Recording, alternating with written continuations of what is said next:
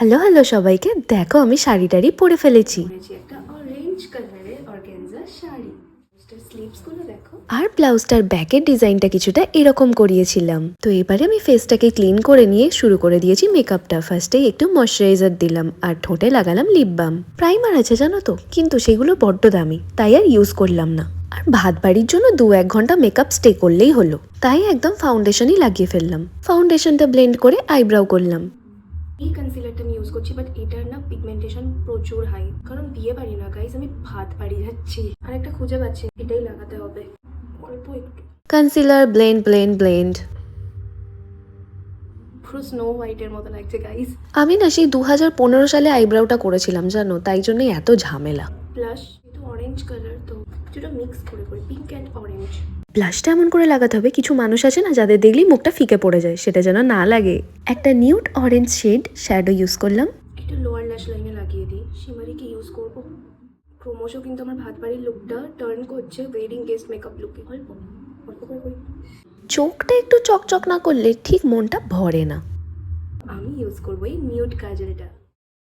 তো একটা black shadow দিয়ে আমি একটু কাইন্ড অফ স্মোকি লাইনার টাইপসে করার চেষ্টা করব। আমি না আগে থেকে ঠিক করি না, বাট করতে করতে হয়ে যায়। জানি না আমি নিজেও যে কি করছি আমি, বাট যাই হোক ভালো তো লাগছে। চোখের ইনার কর্নারটাও একটু টানলাম। মাস্কারা ছাড়া তো এই লুকটাই পুরো ইনকমপ্লিট। ফলস ল্যাসেস লাগালেই না চোখটা কুট কুট করে। জীবনে যতই চাপ থাকুক, লোককে তো বুঝতে দিলে হবে না, তাই একটুখানি হাইলাইটার লাগাবো। যত ইচ্ছা তত লাগাবে, তোমার কেনা প্রোডাক্টস। না হলে পাড়ার কাকিমারা বলবে, কি রে তোর মুখের চমক কোথায় গেল। চলো লিপস্টিক লাগাই। একটা হচ্ছে সুগার পপের আর একটা হচ্ছে মেবলিনের, দুটো শেড মিক্স করে লাগাবো। জানি না কিরকম লিপ শেডটা আসবে, বাট লেটস ট্রাই। ওয়াও, এই শেডটা তো বম্ব। প্রথমে শেডটা ভালো লাগছিল, বাট একটু বেড়ে পাকামো করা অভ্যাস আমার। এই শেডটা আরো ভালো লাগছে। তাতে লেগে গেছে। এত বড় চুলটার আমি কি করব সত্যিই বুঝতে পারছি না। এবারে গয়নাগাটি পরার পালা। দারুণ না নেক পিসটা?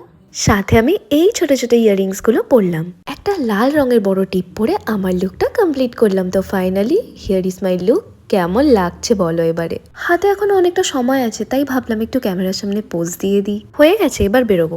তো আমি তো পুরোপুরি রেডি, তো চলো বাই, আমি গেলাম হাত বাড়ি।